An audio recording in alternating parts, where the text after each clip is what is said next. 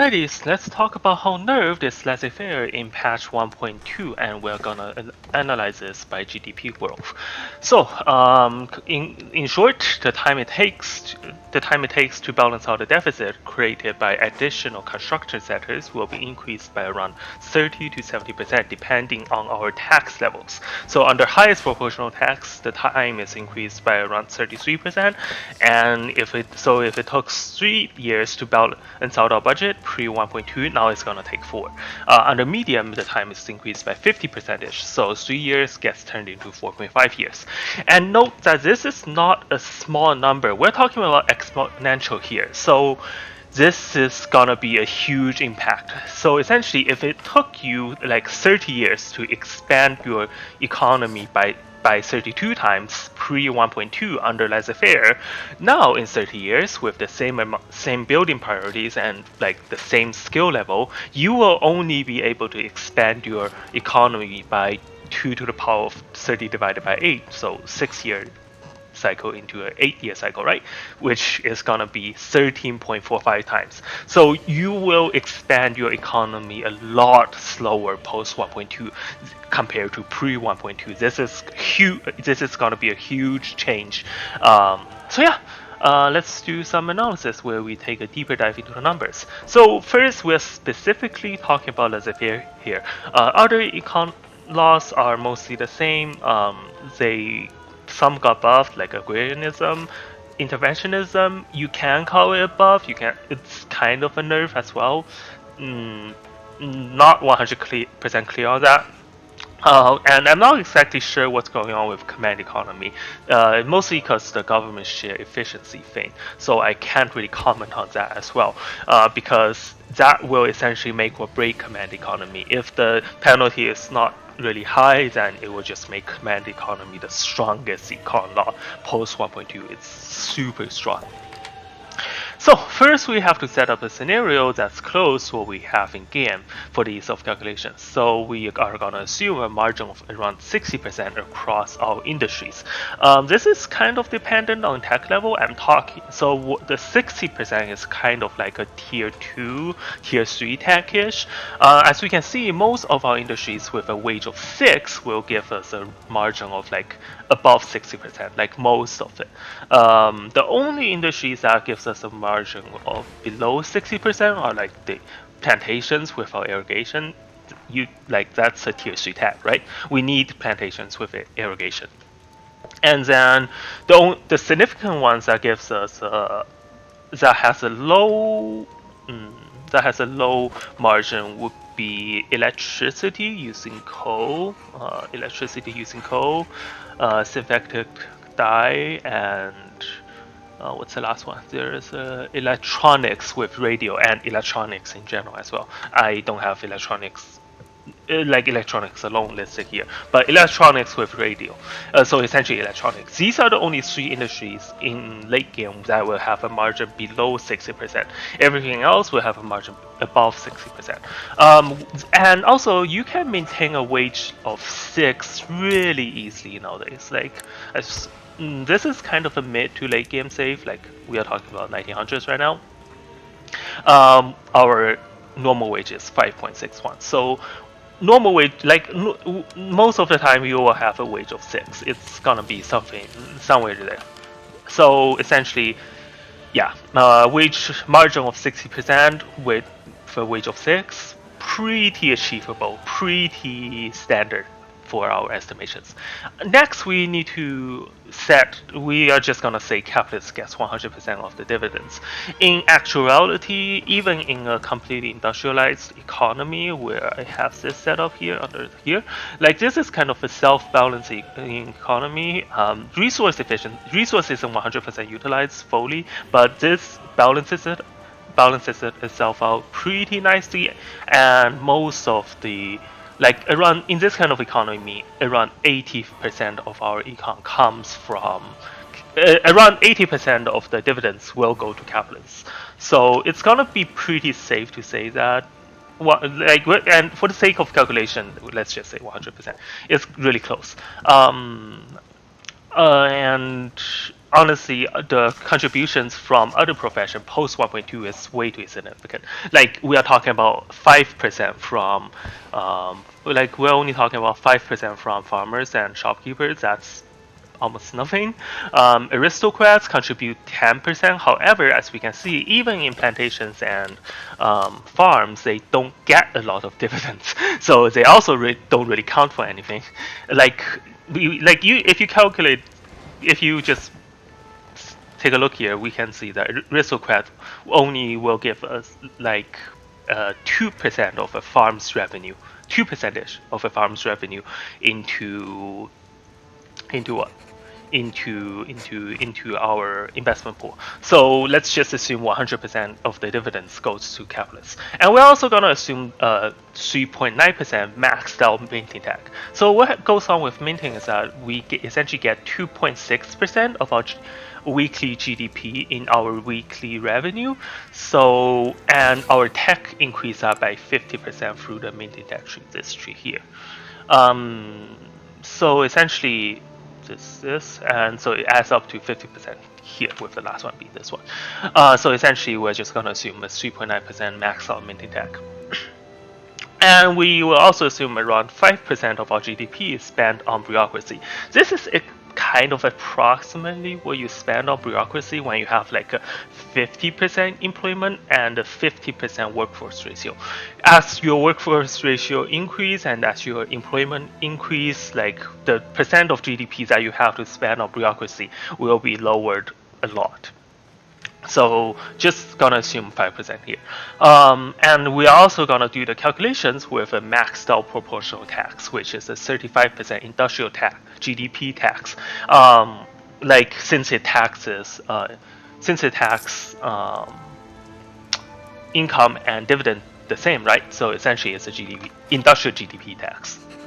So under the above scenario, pre 1.2, how much capitalist investment pool contribution we can get? 50% from laissez-faire and 20% from powerful industrialists. Plus 10 approval trade. I don't have it set up here because I'm too lazy to. I'm not really concerned with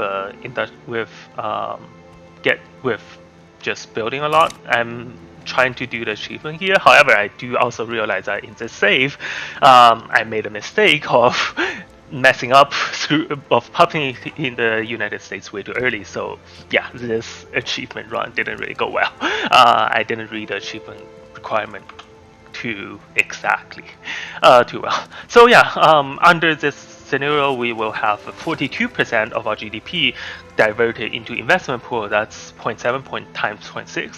42% makes sense. And then for the rest of the 58% of our GDP, we're going to tax it by 35%, which gives us 22.3% of our GDP into taxes, which means we can put a maximum of 42 plus 20.3, makes sense, plus our maintained GDP, 3.9, minus the 5% of GDP that we have to dedicate into bureaucracy, which gives us 61.2% of our GDP that we can put into construction. So this is assuming no military and stuff, right? Which means the rest of our 42.7% of our GDP has to be dedicated into bureaucracy and civilian economies. If in actuality our construction GDP exceeds 61.2% of our total GDP, that will mean we will be facing a deficit. So we need to increase our civilian GDP to 42.7% or more to balance out the budget, right? So you can also think of this as a 42.7% consumer good factory from Hoi. So essentially, we are operating under a isolationism with these conditions. If I recall correctly, isolationism is 40% consumer goods, like the second tier of the United States. Economy law is 40%. Since I think civilian is 30%, right? I haven't played Hoi in a long time, so I'm just making up numbers here. So yeah, essentially so what does that mean?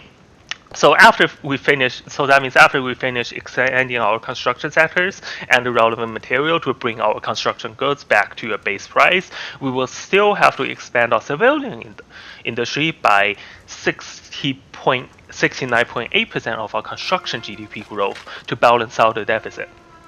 Do note that this is the amount of GDP, not the number of factories or the POPs employed in the factories or the construction cost of the factories.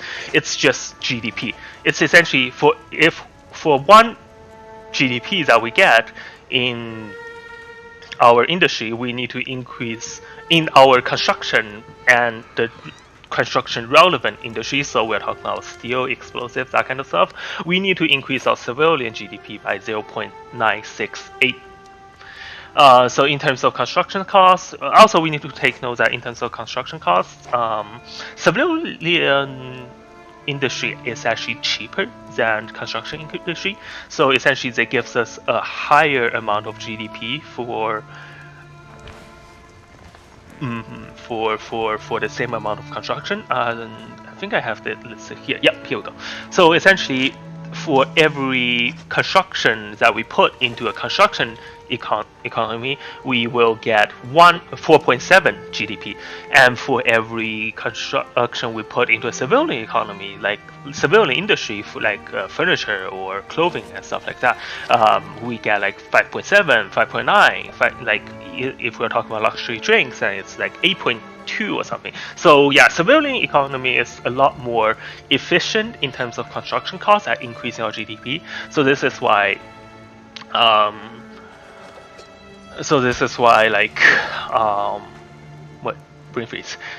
Okay, oh yeah, so this is why I have a 70% listed here. So essentially it means like we will the time it takes for us to build up the civilian industry required is around 47% of the time it takes us to balance out our construction industry. Hence, the total amount of time to expand our construction sector and get back to a balanced budget is like 1.47 units of time. We will use this number for comparison purposes a bit later. So, post 1.2, we only have a 20% capitalist contribution into the investment pool, and the capitalist and the industrialist plus 10 approval trade will probably also be changed into a capitalist contribution efficiency. I do not think it will stay the same. Like, I don't think it's gonna be like 20% more capitalist contribution again. That's probably not the case. So we are just gonna assume it's a say contribution efficiency. How much, we don't care right now, because I will show you why we don't care later.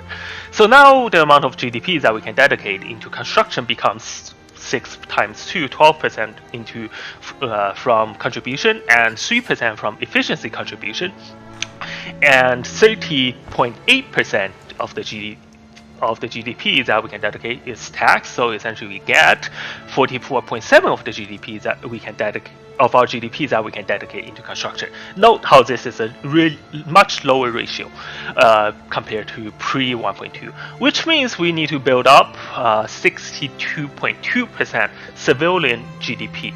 Like which means we have a 62.2% civilian consumer goods requirement. Now our construction to civilian ratio becomes 1 to 1.391, which gives us a time to balance our budget of 1.97 units of time. Note the times 0.7 here again. So essentially, the rate at which we can expand our construction sectors is slowed down by around 25%. If we just go by the formula here, which will in turn mean us around 33% increase in the time spent for us to expand our construction sectors and then balance out our budget.